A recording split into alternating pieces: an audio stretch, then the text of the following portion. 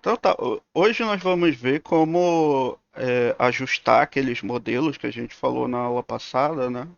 É, a distribuição skill normal, a, a T, né? Que nós não vimos a parte de estimação dela, e a skill T. Eu vou usar aqui um pacote que é o Mix SM-SN, que é o nome daquela família, né, que eu falei para vocês, que é a família SM-SN. Acho que aqui tem o nome dela. Ou não, não tem. É,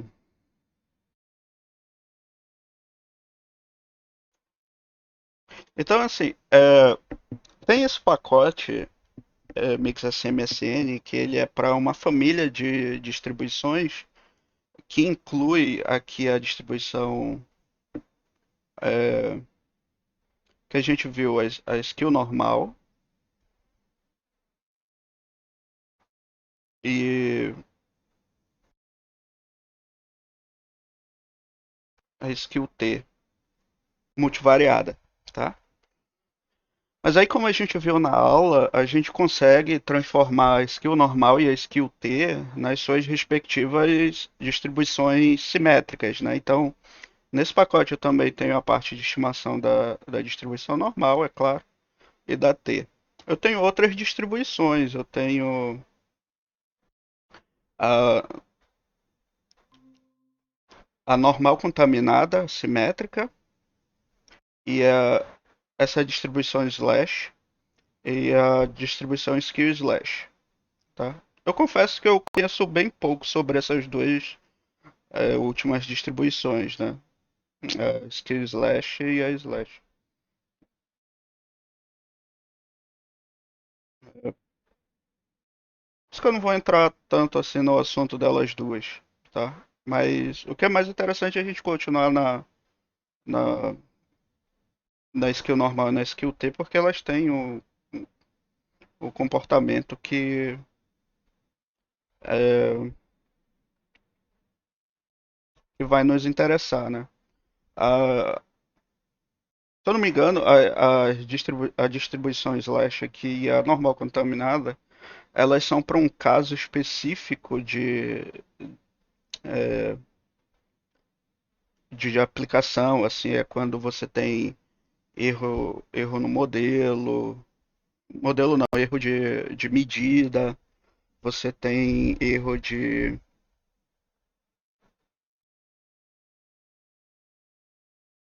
censura, algumas coisas assim, tá? São, elas são usadas para contexto bem particulares, tá? Então, por isso que eu não vou entrar tanto no assunto delas. A gente vai continuar aqui na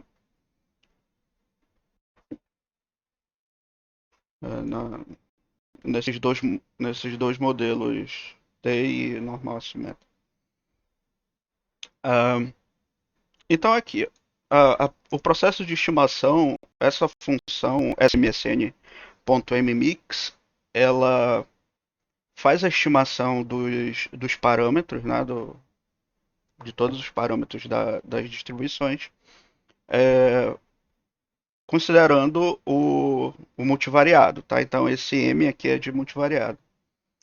Essa função, ela é usada para misturas de densidades, algo que a gente vai ver na próxima aula, tá? Mas por enquanto a gente vai ver só usando uma única densidade muito variada. Como vocês podem ver aqui, é, esse método ele usa um tipo de algoritmo de estimação, que é o algoritmo AM, tá? É, e como a maioria dos algoritmos de otimização, você precisa de valores iniciais para o algoritmo começar, né? E depois ele vai otimizando isso.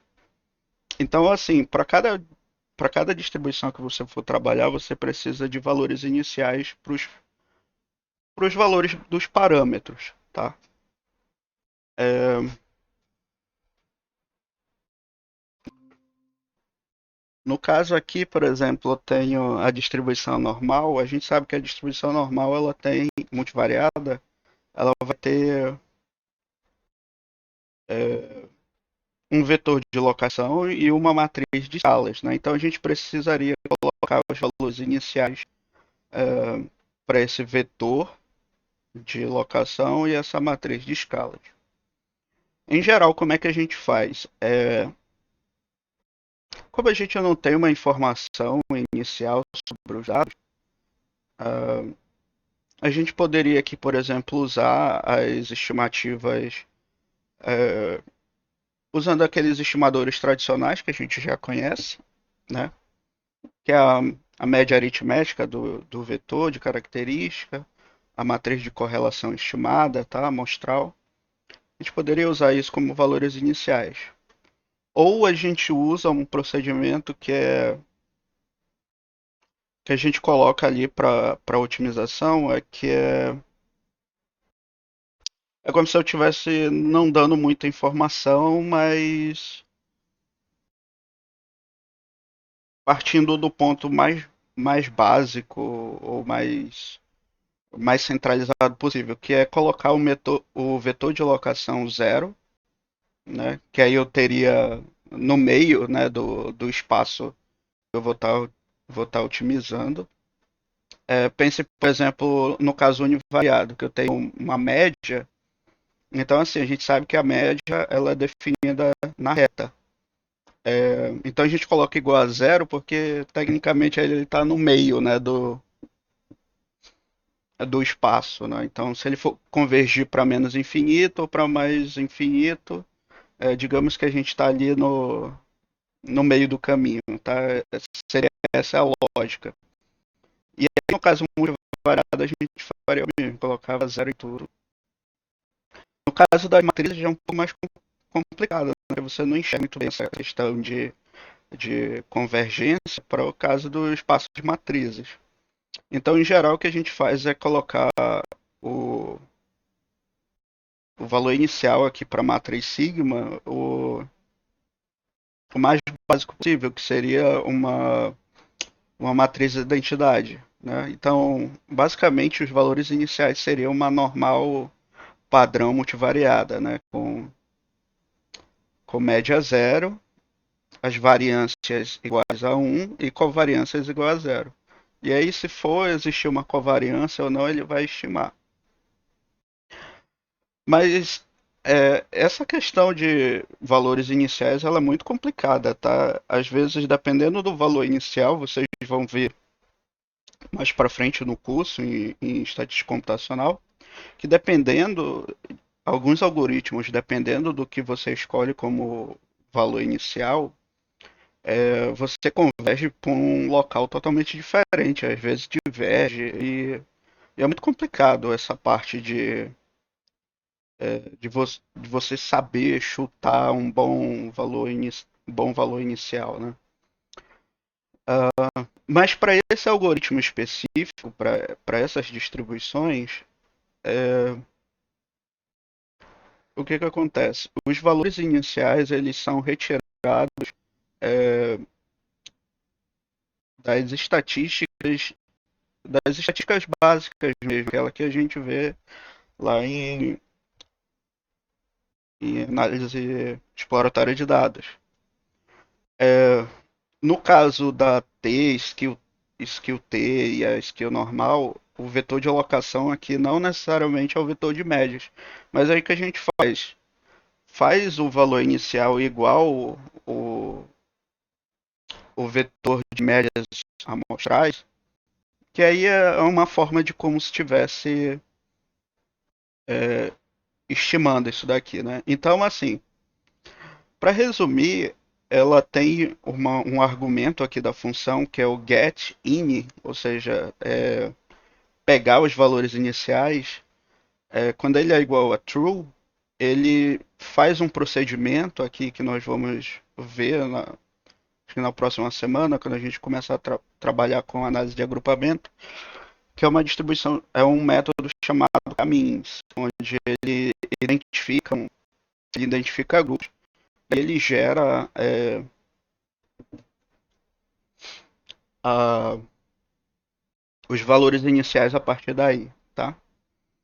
Então, assim, para a gente não ter a dor de cabeça de colocar os valores iniciais, a gente coloca esse argumento da função get.in igual a true, e aí ele faz todo esse procedimento, tá? Então a gente não tem muito trabalho aqui, não. A única coisa que nós vamos fazer aqui é entrar com os dados. Aqui o primeiro argumento da função é y, onde a gente entra com os dados que nós queremos, que no caso aqui é x. Ah, G é o número de grupos que eu tenho dentro dos meus dados, mas esse G aqui ele está associado quando nós queremos criar um modelo de misturas, tá? Então, como a gente ainda não trabalhou com isso daqui, vamos colocar G igual a 1, que é o nosso caso, quando a gente só tem uma densidade mesmo, tá?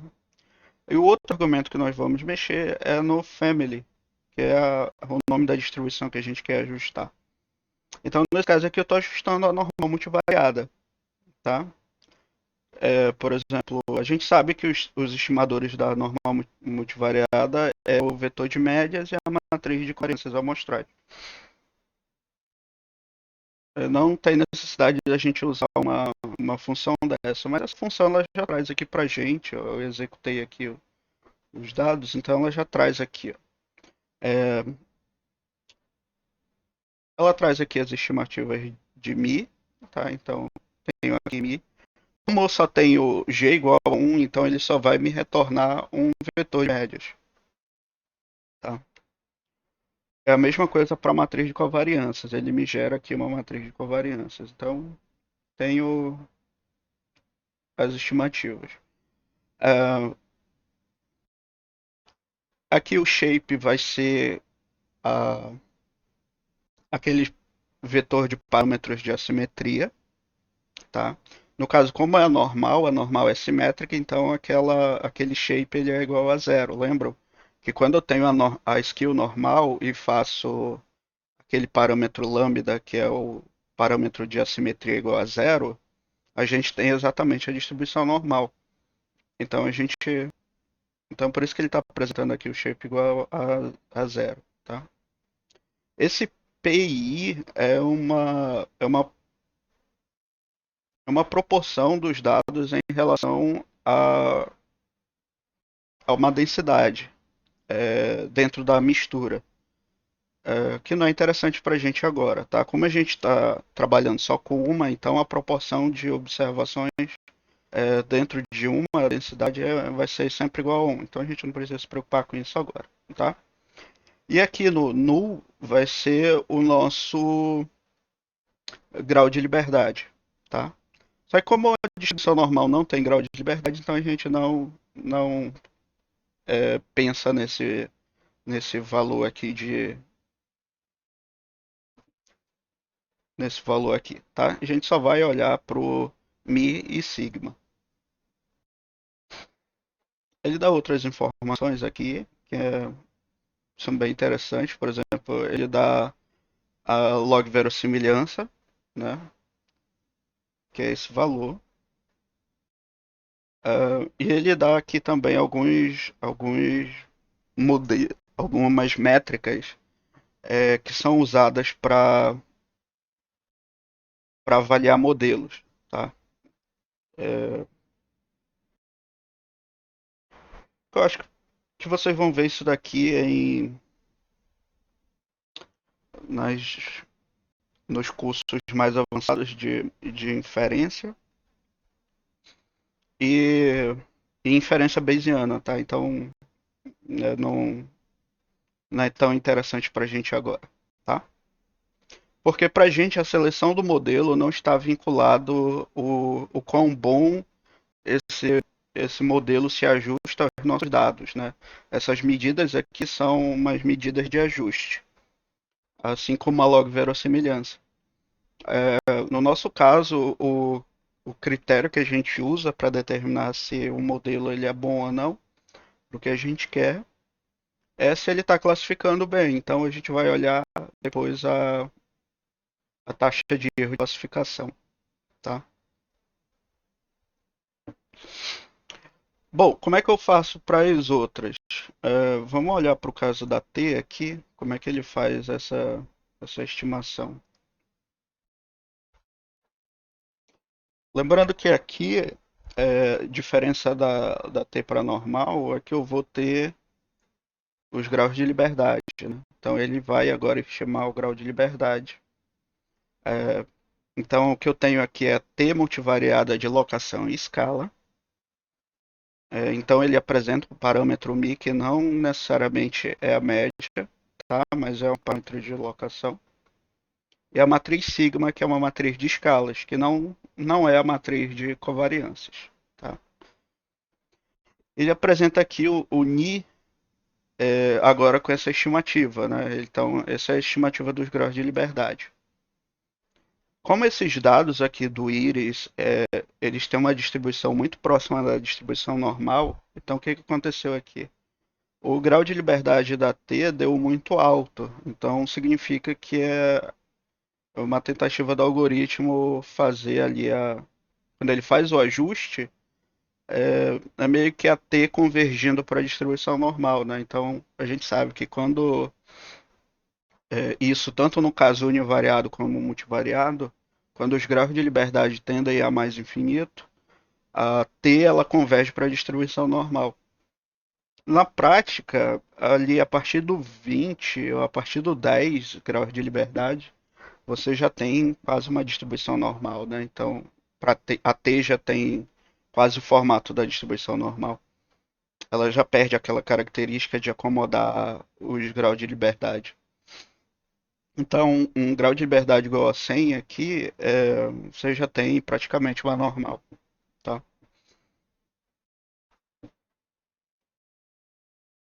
Agora vamos ver para as outras. No caso da skill normal, eu entro com esse nome. Professor, esses graus de liberdade aí são bem estimados? Pois é, tem aquele problema, né? Que é, grau de liberdade nem sempre, eles nem sempre são bons. As estimativas nem sempre são boas, tá? A mesma coisa para a matriz de covariâncias. Mas aí a gente trabalha com o que tem, né?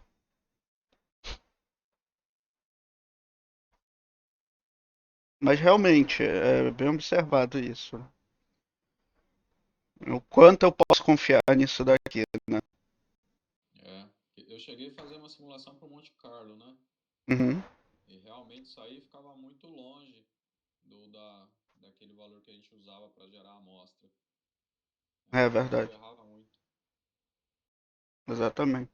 O que a gente faria aqui, por exemplo, é, numa análise tradicional, é analisar esses indicadores, né? Que não mudaram muito da normal para T. É É, bem parecido mesmo. são valores bem próximos. Com exceção aqui da log verossimilhança, né? Do log, né? Mas é um log, né? Então a distância do menos 700 que estava antes por menos 300 é pouco. Quer dizer, pelo menos é difícil de interpretar isso. Mas a gente olhando aqui pro AIC e pro BIC, não teve muita diferença. Aí essas são medidas de ajuste, né, da distribuição. Então a gente poderia considerar que essa estimativa do grau de liberdade tá boa, né? A gente sabe como é a distribuição dos dados, eles têm quase que distribuição normal, né? Então tá bem condizente, tá? Com a realidade. Para a gente olhar isso melhor, a gente teria que fazer um estudo como a gente fez nos trabalhos iniciais, né?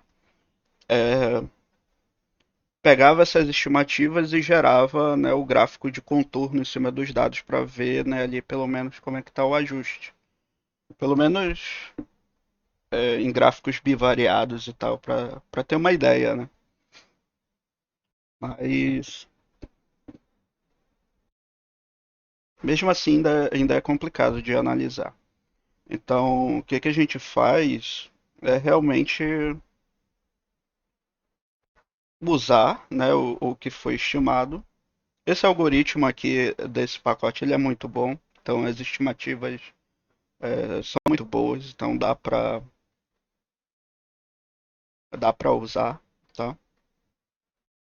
E aí a gente testa mesmo na capacidade deles conseguirem discriminar os dados, né? Fazer a parte de classificação.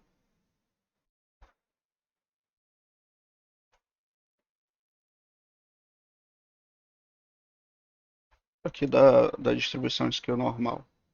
Aqui o que a gente vai ter agora é as estimativas dos parâmetros de assimetria, tá? Então você pode ver aqui o shape, ele já aparece, não é mais igual a zero, né? Todo zero.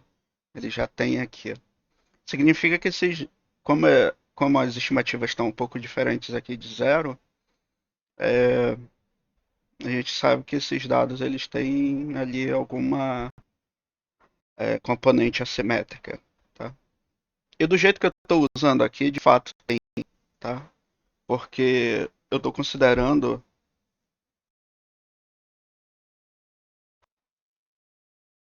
por mais que eu tenha três classes aqui, eu estou considerando como uma só, tá? Então, de fato, você tem ó, assimetria, né, nos dados. Não só assimetria, mas você tem esses grupos, então faz com que os dados sejam assimétricos. Ele interprete, né, como de forma assimétrica. Então é por isso que o shape ele está parecendo diferente de zero. Mas quando a gente pegar só a classe mesmo, aí a gente vai ver que isso vai mudar.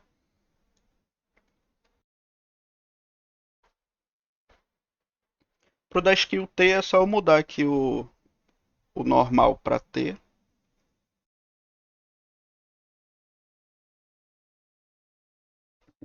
Percebam que a cada vez que eu mudo a distribuição, eu tô, eu tô exigindo um pouco mais do computador, né? Vocês viram que agora a skill T ela foi mais demorada do que a skill normal para ter as estimativas. Depois eu vou mostrar, né, o tempo disso aqui, como é que a gente avalia o tempo. Aqui também não mudou muito, tá? Grau de liberdade continua tendendo para 100. Lembrando que nos modelos multivariados, tanto da skill T quanto da T, o grau de liberdade não é um vetor, ele é só um valor mesmo, né? Então, de novo, ele fez aquela convergência para normal. E como os parâmetros aqui de assimetria são diferentes de zero, então ele está convergindo mais que o normal, com um grau de liberdade igual a 100. A gente tocou nesse assunto de tempo,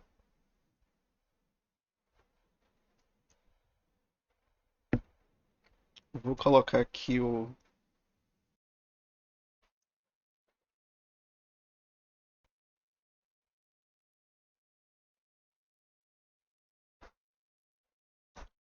para a gente ver a diferença.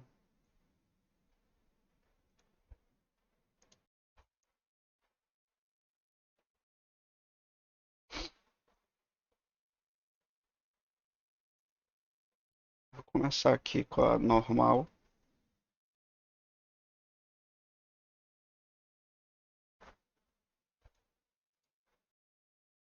Deu 0,03 segundos, tá bem rápido, né?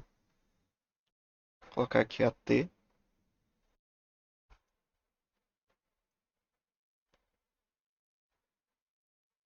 Aí já demorou um pouquinho mais, Caramba. foi para 1 segundo e 14. Porque ali na T, a normal a gente não precisa de nada, né? Já tem os estimadores, ele só vai fazer operações algébricas. Aqui não, ele vai precisar de uma otimização nos graus de liberdade. Por isso que ele já demora um pouco assim, né? Agora vamos ver da skill normal.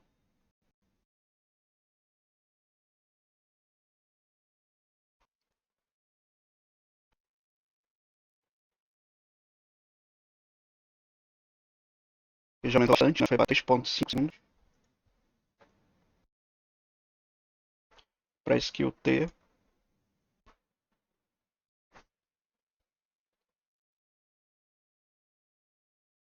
Isso porque essa base não é muito grande, né?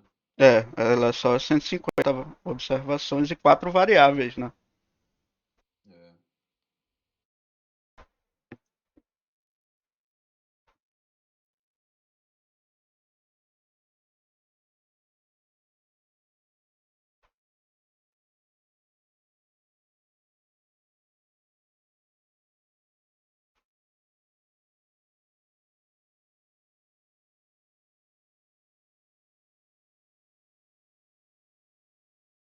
Para que essa não valer, porque Caramba! não valeu de problema aqui na função print. Vou executar de novo.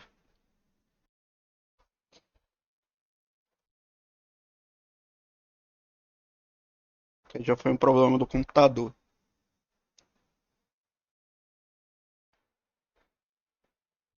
É, mas mesmo assim foi um tempo grande, né? Deu 15, quase 15 segundos.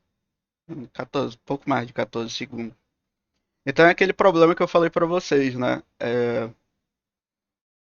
Se as taxas de erro não tiverem muito diferente, não tiver uma variabilidade muito grande nas estimativas da taxa de erro, às vezes é melhor decidir por um modelo que tem uma taxa de erro um pouco maior, mas você ganha eficiência computacional, né? É o que, é o que a gente vê aqui, ó. A gente viu que, do ponto de vista matemático, assim, né, mais teórico, a skill T é a distribuição ideal, né? Porque ela se ajusta a qualquer que seja o comportamento dos dados, né? Se ele tem assimetria, ela vai pegar esse comportamento de assimetria. Se tem outliers, ela vai pegar esses outliers. E também, no caso, se não tiver nenhum dos dois, ela consegue convergir tanto para uma distribuição simétrica quanto para uma distribuição que tem as caudas ali mais leves, né, como a distribuição normal. Então, a skill T ela é ideal, né, porque ela acaba que cada uma das outras distribuições passa a ser uma espécie de caso particular dela, né? Assim, em termos práticos, né? É, mas o que a gente vê aqui é que a gente tem um custo computacional muito alto, né? De 14 segundos.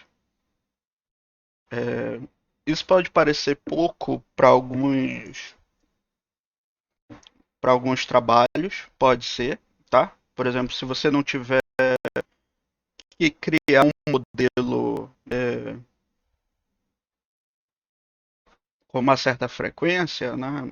E geralmente a gente faz trabalhos onde a gente cria um modelo e aplica, né, nos dados e depois vai analisar esses dados com calma e tal. É, como em trabalhos de pesquisa, né? Até mesmo assim na indústria, quando a gente vai fazer relatórios, a gente não tem um acompanhamento, por exemplo, em tempo real. O que você tem assim, é um acompanhamento do dia, um acompanhamento ou semanal, né? E por aí vai. Então não tem muita complicação não de usar uma skill T, por exemplo, né? Para esses casos. Mas quando você pensa, por exemplo, em fazer um estudo de Monte Carlo em cima disso daqui, ou você precisa de um método de estimação que seja em tempo real, isso daqui acaba sendo mais complicado, tá? Porque,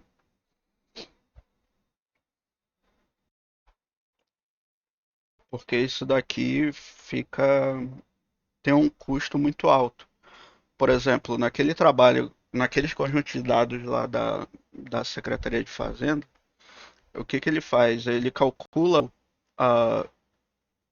o preço médio dos produtos conforme a base de dados é atualizada, né? Só que a base é atualizada é, a todo instante, né? Porque a toda hora tem gente comprando produto, então esse preço vai variando ao longo do tempo. Então você precisa, né, de uma metodologia que seja mais rápida aqui para você calcular isso. Mesmo que lá não fosse não faz parte assim, tá, do cálculo desse desse imposto ser em tempo real, porque tinha certas ele tinha que exigir algumas obrigações legais, né? Você publicava isso em diário oficial, né? No boletim informativo da secretaria. Esse preço ele era reajustado é, a cada mês, né? Com base nos últimos 3 meses. Então, assim, não tinha essa exigência toda aqui, não, tá? Mas para uma situação onde isso daqui tenha que ser feito em tempo real, hora da skill T aqui, por exemplo, já fica bem difícil de se fazer isso, né? Não é impossível, tá? Mas dá para trabalhar com ele, dá, mas é um pouco complicado. Ah, e aí vai você diminuindo para uma outra distribuição mais simples, né? Com skill normal. Então já tem bem menos tempo, né? Que é 3,5 segundos. Ou uma T, ou se não tiver diferença entre nenhum deles, eu uso a própria distribuição normal, que aí que aqui ela é muito rápida, né?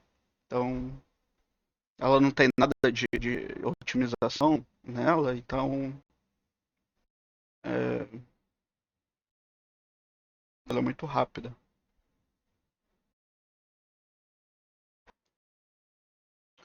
Ok, isso daqui é em relação à estimação, tá? Mas como é que agora a gente vai aplicar isso é,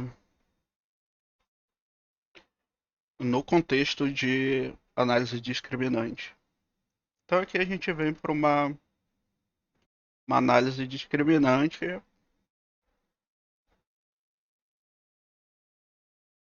usando a família SMSN.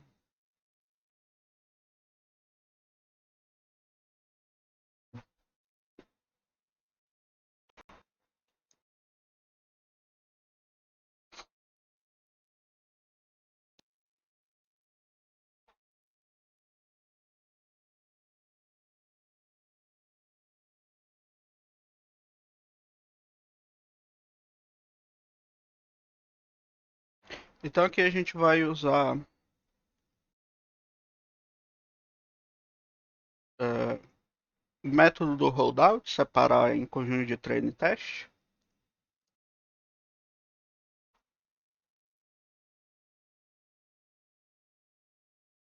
Esse conjunto de dados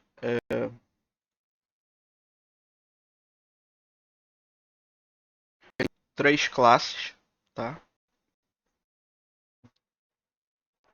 Que são três tipos de flores, três, quer dizer, é uma mesma espécie, mas é uma variação, né, na espécie. São, acho que são subespécies ou são três espécies diferentes dentro de uma mesma família de flores. Eu acho que é isso. Mas são tipos de orquídeas e bem bonitas, bem bonitas.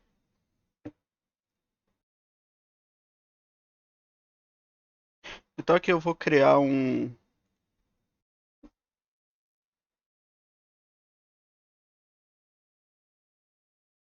os índices do meu conjunto de treino e eu vou usar aqui a metade, tá? Para cada metade dos dados para treino teste.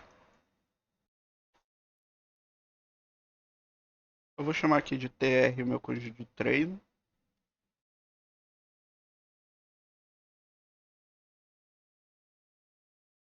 E TS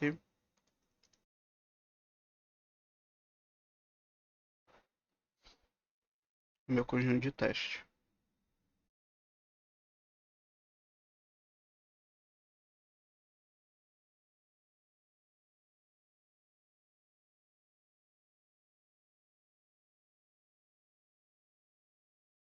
Bom, aqui a dificuldade vai ser que a gente não tem mais um método igual a gente estava usando antes, onde a gente entrava, né, com os modelos e ele mesmo fazia a classificação e tudo. A gente vai ter que programar tudo isso do zero, né?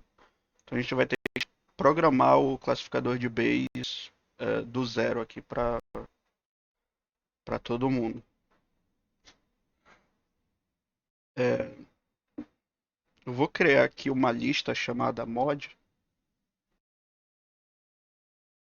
que ela vai receber os resultados das estimações, tá?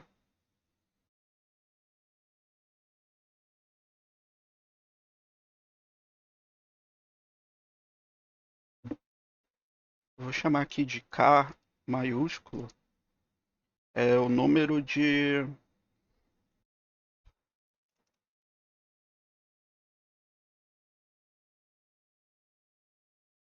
classe eu tenho no meu conjunto de dados,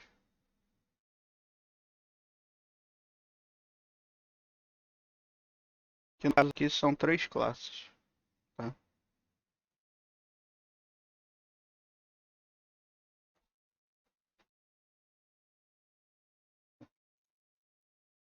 Vou chamar de class aqui essas classes.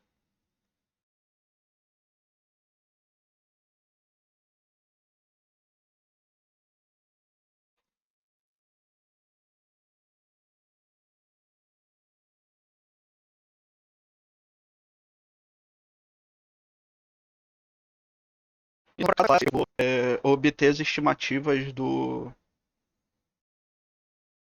parâmetros, tá? Assim como a gente faz lá no classificador de Bayes, né? A gente precisa é, calcular a densidade para cada classe e a gente escolhe a que der a maior densidade, tá? Então, para eu calcular aquelas densidades, a gente precisa primeiro estimar os parâmetros para cada uma das classes, e é isso que a gente vai fazer nesse passo. É estimar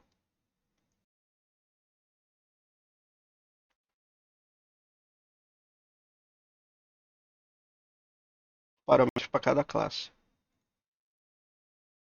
Então, mod.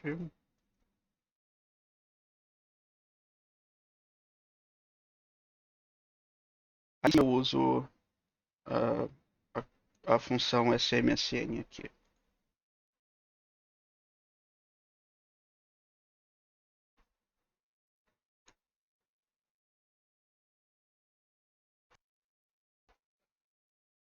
Eu vou deixar a skill T aqui mesmo, tá? Porque como ela é mais complicada de trabalhar, que ela tem mais parâmetros, aí as outras vão ficar mais simples. Que aí a gente só copia e cola os códigos, tá?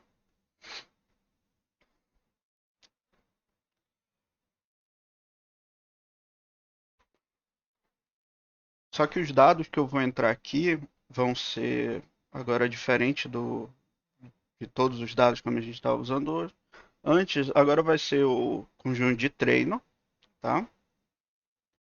Só que vai ser o conjunto de treino. ahn,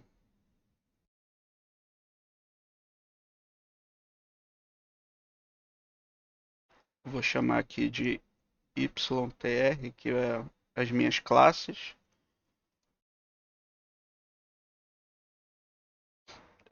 para cada valor que eu selecionei aqui do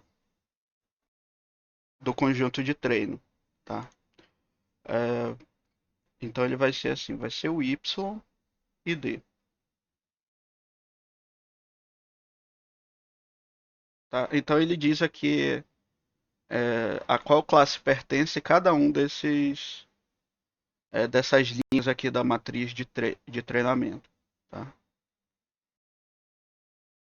Então, o que eu vou fazer aqui é pegar só os que são da primeira classe que eu criei aqui, ó, nesse objeto classe, que é Setosa, Vescola e Virgínia. Então, vou fazer um select aqui, é, onde todo perguntar qual YR é igual à primeira classe. E no caso, K igual a 1 vai ser a primeira classe e a classe setosa. Então ele vai me retornar aqui todo mundo que é igual da classe setosa, tá? Então ele vai trazer aqui um true false para quando a linha da classe de treino pertence à classe setosa. E aí nesse caso ele só vai pegar quem é do conjunto de treino e da classe setosa para ajustar o modelo skill T, tá?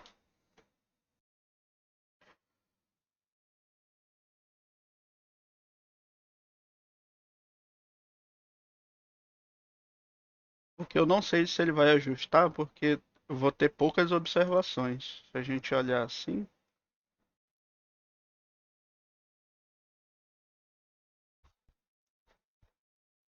eu só tenho 24 observações, né? Tudo bem que a dimensão é 4, mas não, a gente espera que essa quantidade de informação seja suficiente para estimar, né, os parâmetros. É,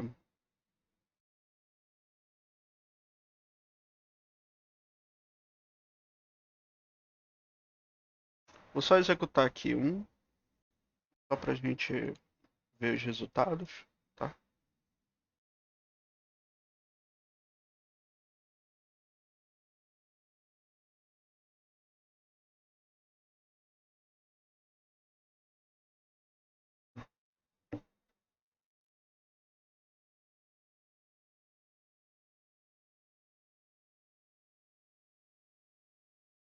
Tá aqui, ele está retornando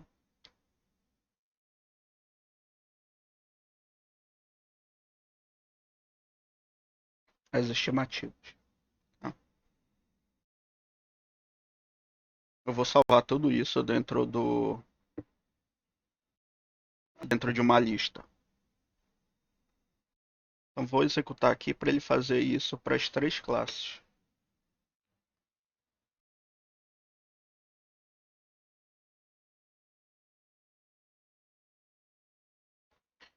Bom, uma coisa que faltou falar aqui sobre essa função é que ela aplica um algoritmo, tá? E o algoritmo ele tem os critérios de convergência dele. Então, assim, é, significa que um algoritmo ele pode convergir ou ele pode divergir, tá? Como é algoritmo de otimização, ele pode ter essas duas saídas. Ou ele conseguiu achar o valor ótimo, que é que são as estimativas, ou ele pode não conseguir convergir e dar um erro, tá? Então aqui a gente tem o erro associado ao algoritmo dele divergir e a gente tem o erro associado a como eu estou trabalhando aqui com uma classe, né, os meus dados estão divididos em classes, então o que eu tinha antes de 150, eu já separei aqui no conjunto de treino e teste, eu estou pegando metade para treino, metade para teste. Então sobra 75 observações no total. E dessas 75 eu tenho aproximadamente 25 para cada classe, né? Porque eu divido de novo em 3 classes. Então eu tenho aí o possível problema associado à pouca informação que eu tenho para estimar os parâmetros, tá? Então, assim, a gente tem dois tipos de erro. Um associado ao algoritmo de problema de convergência, isso qualquer algoritmo de otimização tem. E a gente tem um problema da alta dimensionalidade, né? Que eu posso ter problemas aqui na hora de obter as matrizes de escalas e não conseguir fazer esse processo de estimação. Então, esse processo aqui ele pode gerar erro. Então, ele tem uma probabilidade de erro, tá? Diferente de zero. Então, pode ser que a gente execute alguma coisa aqui e não funcione. Eu vou olhar agora, né? Se ele conseguiu é, as estimativas para as três classes. Então, tenho aqui da terceira classe.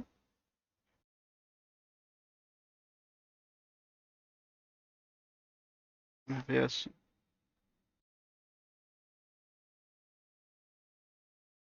Aqui para a primeira classe.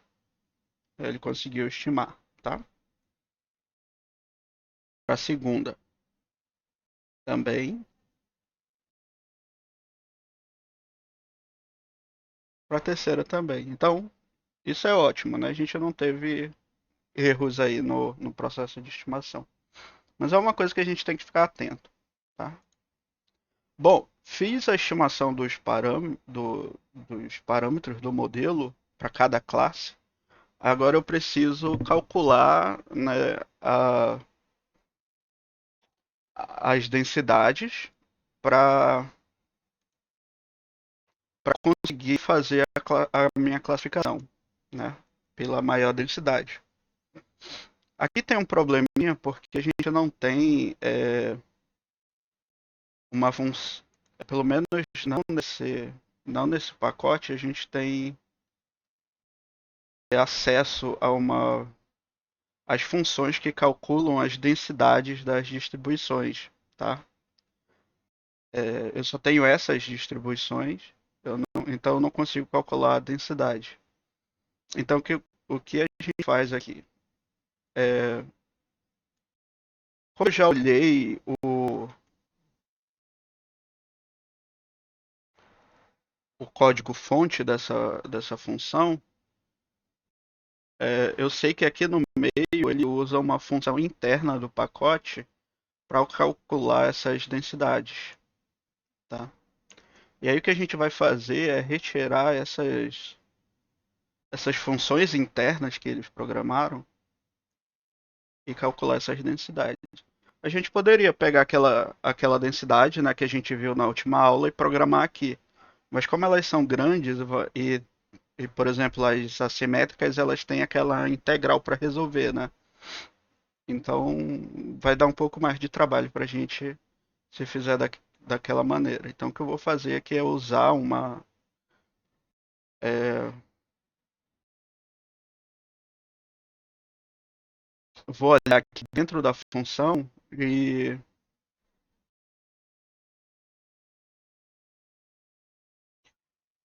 ver como é que ele calcula essa densidade, né? Porque ele está calculando lá verossimilhança e um bocado de coisa, né?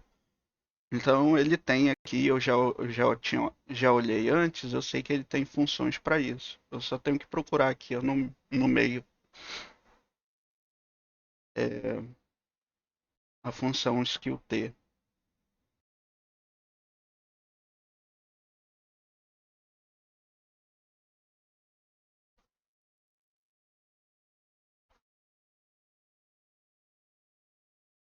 Aqui, ó, família skill t. Então ele faz aqui o processo de otimização. Aqui, ó, tá o algoritmo de otimização, tá?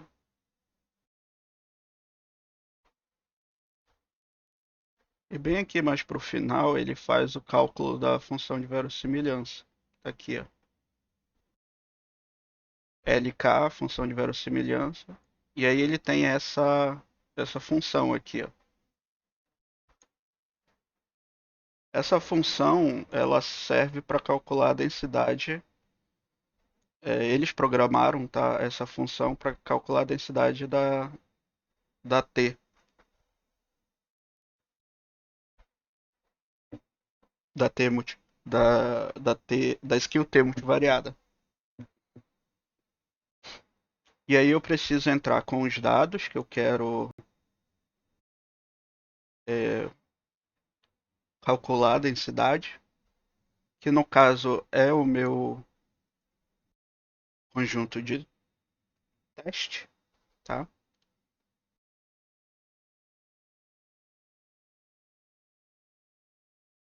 Esse PI aqui ele está associado ao modelo de mistura. Como a gente não está trabalhando com mistura, ele vai ser sempre igual a 1, tá?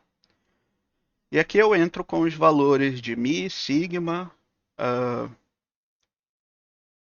o, o vetor de assimetria, né, de parâmetros de assimetria, que é o shape, e o nu, que é o grau de liberdade. E de onde eu vou tirar isso? Eu vou tirar daqui, de onde eu estimei. Então eu vou pegar aqui, ó. Para a primeira classe, tá?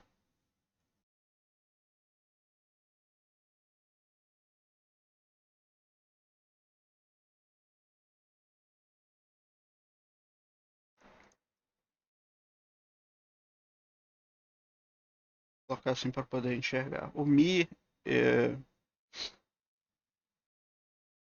eu pego aqui, e depois vem mi. Como só tem uma classe, eu vou colocar aqui mi1. Tá? Quer dizer, só tem um componente de mistura.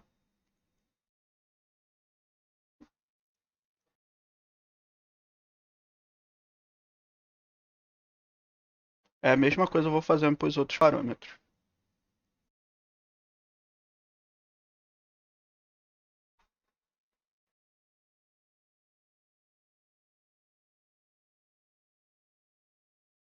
Aqui vem o sigma.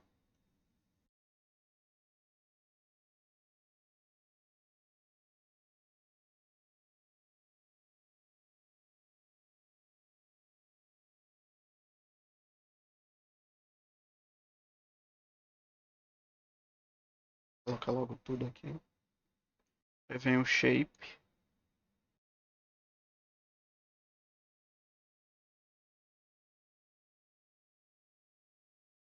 E por último, o nu. Na verdade é ni, tá? Eu tô falando no. Como a saída é uma lista, então ele vai guardando aqui ó, as matrizes e os vetores dentro de uma outra lista. É lista dentro de lista. Por isso que eu estou usando esse cifrão mi e, e essa operação aqui de lista para poder é, acessar esse vetor aqui, ó, tá? Aí ele acessa direto o vetor, aqui ele acessa direto a matriz.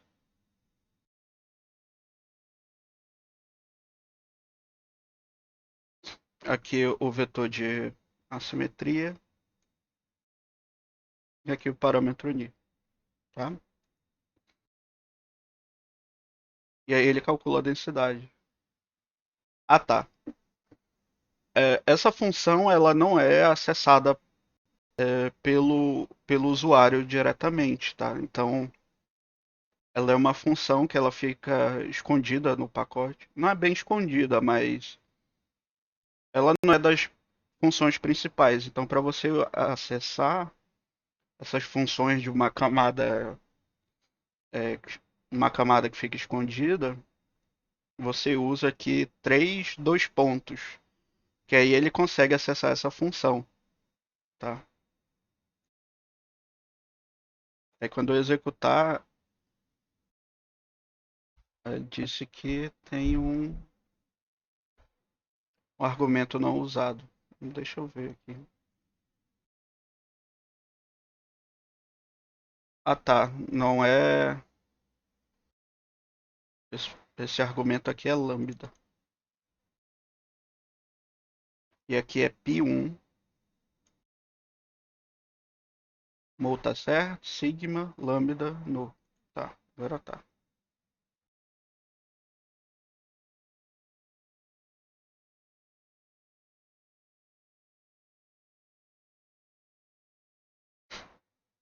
Ele deu algum problema no determinante dessa matriz.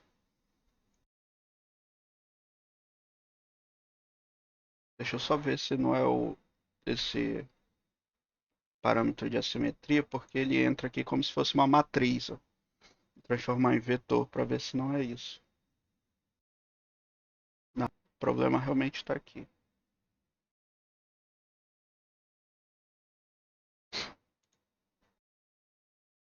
Deixa eu ver se é assim.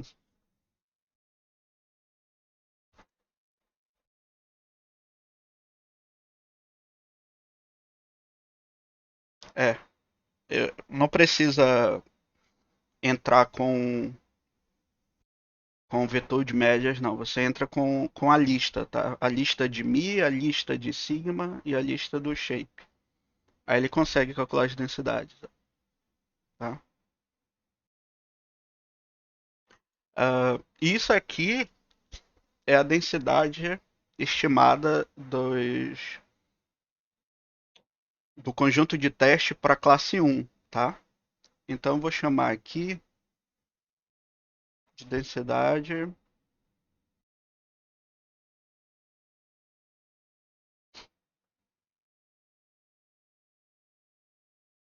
Vou fazer assim. Vou criar uma matriz com as densidades.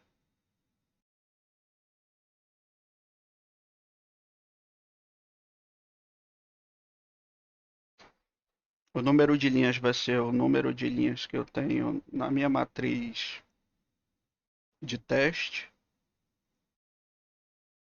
E o número de colunas vai ser o número de classes que eu tenho, que é K maiúsculo.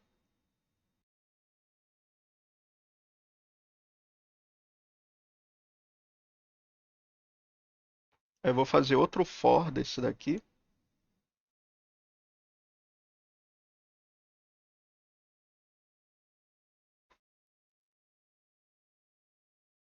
E agora eu vou guardar as densidades para cada uma das classes dentro dessa matriz.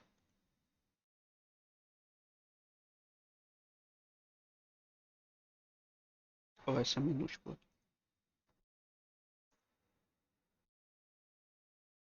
Pronto. Aí no final eu tenho essa matriz aqui, ó, com as densidades para cada uma das classes, né? Sendo a primeira classe, eu posso até eu tenho que até colocar isso daqui, né? É,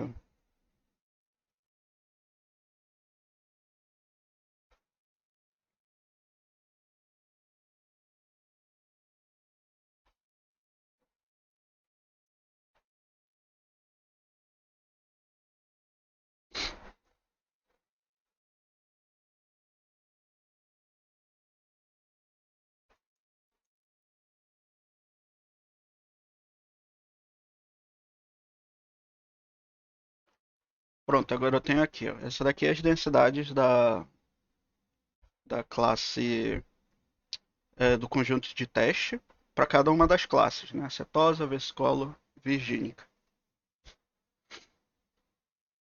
Ah, bom, aqui já são as densidades, tá? Se a gente estivesse usando se a gente pode usar ou o classificador de Bayes tradicional, né, que é a densidade vezes a probabilidade a priori da classe, ou a gente pode usar somente o classificador com máxima densidade preditiva, que é só eu escolher a maior densidade dessas daqui, né, sem usar a probabilidade a priori das classes.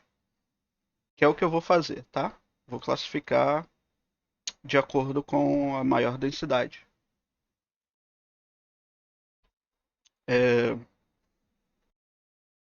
essa maior densidade a gente também pode transformar em probabilidade. Como é que a gente faz?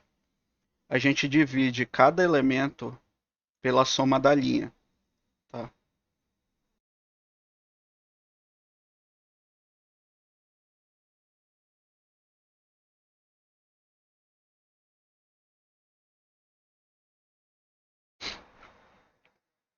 Então vai ficar assim, ó. Vou chamar aqui de prob para ser essa matriz de probabilidades.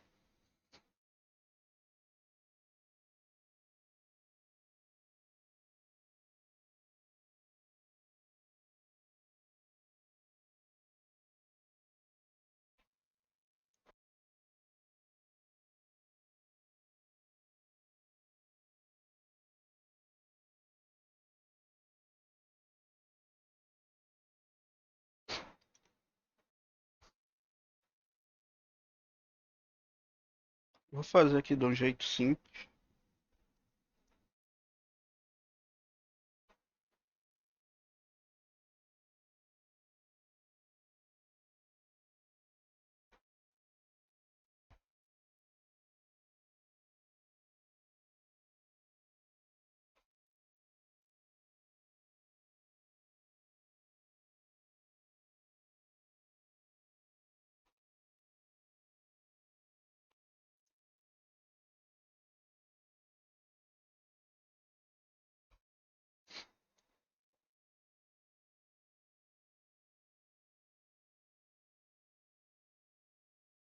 Vou pegar cada linha e dividir pela soma da linha. E aí isso vai me dar as probabilidades a posteriores da classe. Pronto.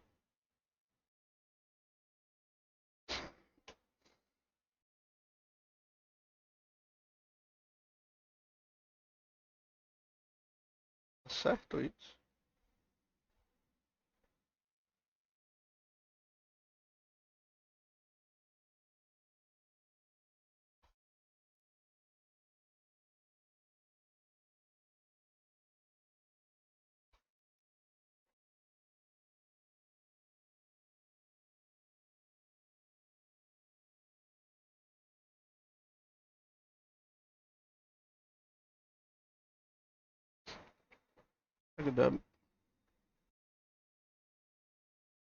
Ah, desculpa, pessoal.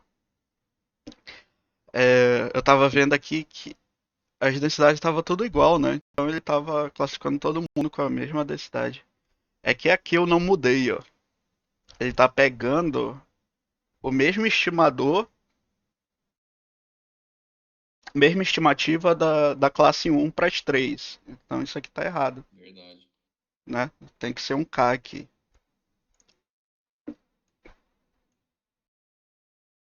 Isso que eu achei estranho.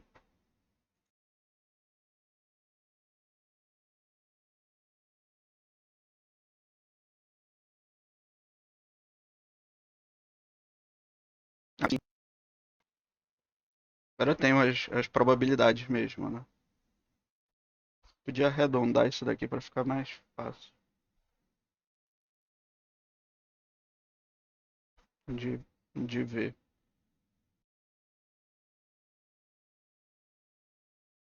Aqui, ó. Aí então a gente classifica onde tiver a maior probabilidade, né? Isso daqui é a probabilidade a posteriori. Como é que a gente faz isso? Tem uma função no R que ela retorna onde está o máximo de um vetor, que é essa função widthmax. Então o que eu vou fazer aqui é eu vou usar a função apply para ela aplicar essa função widthmax aos meus dados, que é o prob, em linha, então eu coloco aqui esse outro argumento igual a 1 e a função que eu quero aplicar, que é o widthmax. Aí ele vai pegar assim cada linha e verificar onde está o máximo. Então onde vai estar o máximo corresponde à coluna onde está o máximo. E consequentemente corresponde à classe, tá? Então, por exemplo, se eu fizesse aqui o widthmax é, prob da linha 1, ele vai dizer que está na 1, que é referente à cetosa, tá? Se eu fosse usar aqui a 2, também. Usar aqui a 15, também é cetosa. É todo mundo? Todas Não. elas, professor, dá um. Não, tem umas que não dá. Vamos ver. Aqui, ó. Não, dá 34. até a 15. Ah, tá. Entendi. 34. No 2. Ah, tá, beleza. É até a 25 dá um. Dessa cetose aí.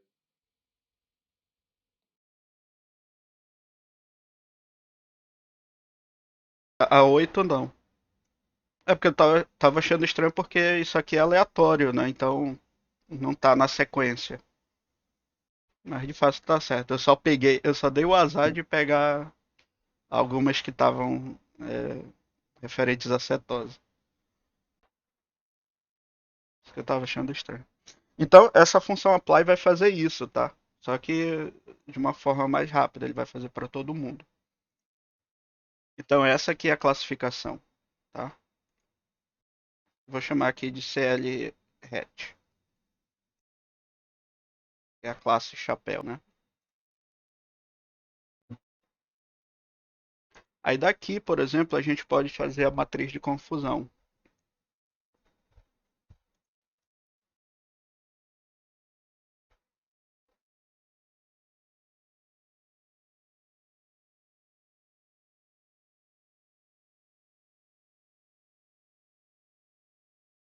É,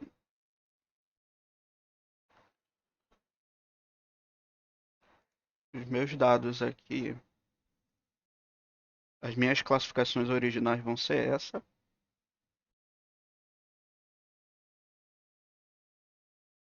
E aqui é a minha classe estimada.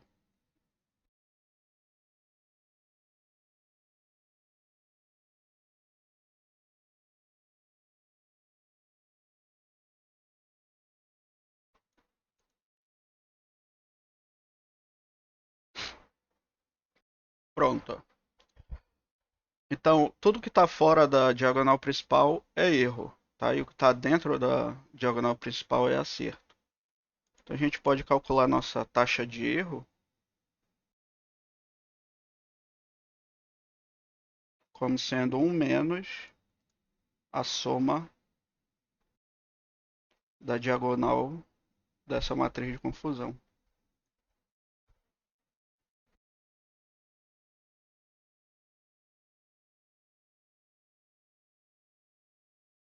Então, minha taxa de erro aqui é de aproximadamente 13%, tá?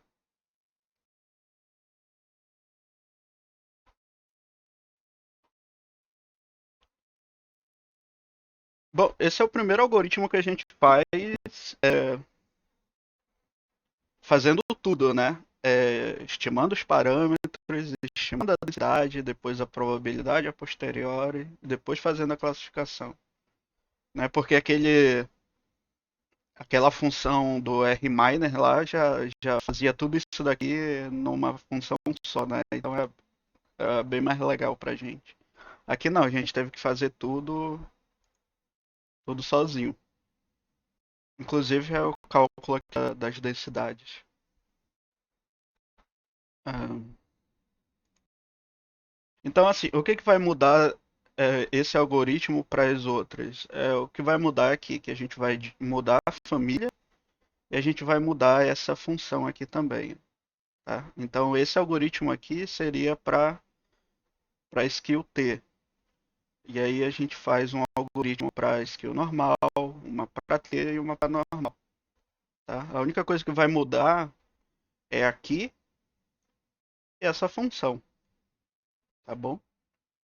Mesmo quando a gente for trabalhar com misturas, esse algoritmo ainda vai servir para gente, o que é bom, tá?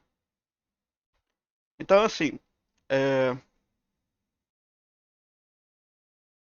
vejam se vocês conseguem, por exemplo, fazer para skill normal, tá? É, olha aqui dentro dessa função, tem a, tem a função para normal. Eu acho que muda aqui de ST para SN, tá? Deixa eu até confirmar isso daqui.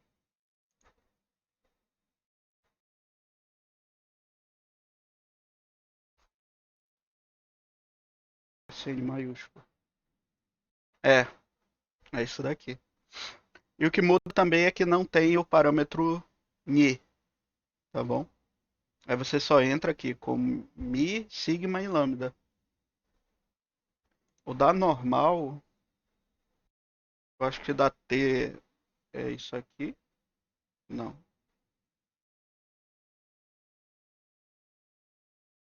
não, da T tem que olhar lá no algoritmo.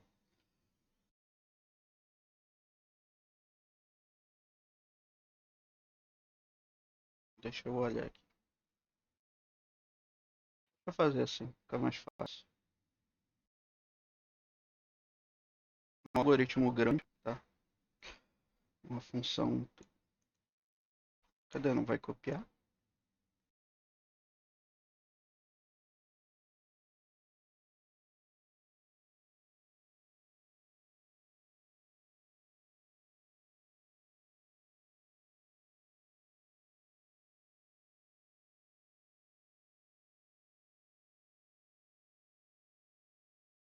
Vou jogar aqui, fica mais fácil de olhar.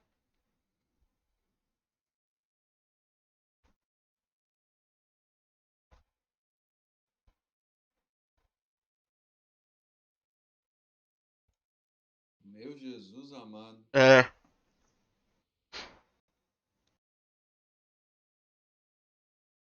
tá aqui, ó, da T. Quando ele usa a T. Então, aqui ele faz o processo de otimização e tal, de encontrar os estimadores. Tá aqui, ó.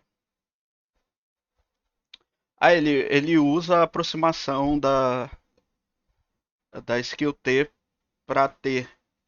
Ele faz. Quer dizer, ele só faz o grau, o parâmetro de assimetria igual a zero. Aí ele tem a T. É isso que ele faz. Então ele usa a mesma função. Para T aqui, ele usa a mesma função. Por isso que a saída dos dados lá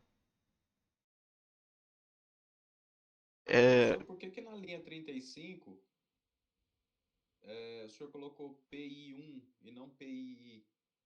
Ah, porque é da função. Ó, Ah, tá. a função, o argumento da função é pi1. Ah, entendi. Tá aqui, ó, pi1. Entendi. É tanto que ele mudou de. O que a gente estava usando era shape e aqui ele muda para lambda. É, verdade.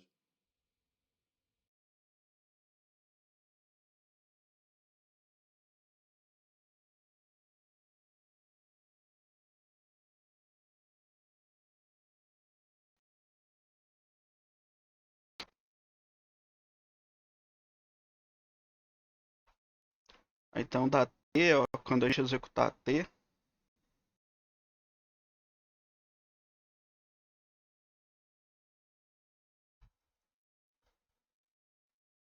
ele vai retornar o. Aqui, ó, o parâmetro de assimetria igual a zero. Então quando a gente levar para cá, a skill T vira a T. Aí ele usa a mesma função, tanto para skill T e para T. E a mesma coisa a gente consegue fazer para da skill normal para normal. Então a única coisa que vocês vão mudar é, é para skill normal mesmo, que vai ser aquela outra função, que vai ser a SN. Vou colocar aqui no final, que é modelo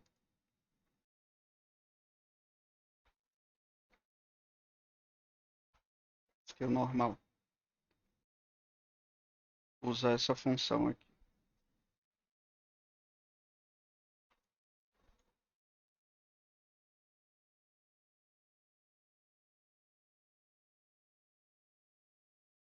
Tá, aqui é para skill T.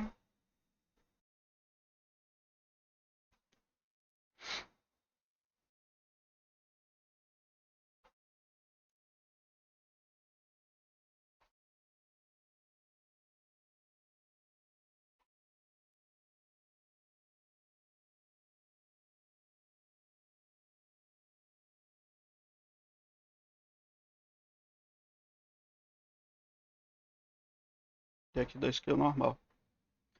Aí façam o seguinte, vê se é, peguem esse algoritmo, ele vai funcionar para todas as outras, tá? Só modifiquem aqui para o caso da skill normal, T e normal. Veja se vocês conseguem fazer isso. Beleza, professor? E aí na próxima aula a gente faz o o Monte Carlo disso daqui, né? Ou um Bootstrap, tá bom? A gente continua na próxima aula. Mas é o mesmo algoritmo, é só copiar isso daqui e colar lá. A única coisa que vai mudar aqui é SST para SN, no caso da skill normal e da normal. Só. A T é a mesma, é o mesmo algoritmo. Nem muda a T multivariada aqui. Vou colocar aqui para ficar na sequência. Eu alterei aqui, né? Aqui não é. Aqui o ponto T. Pronto.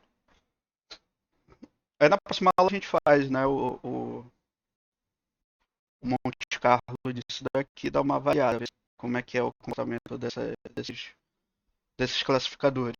Tá bom? Beleza, combinado. Bora fazer.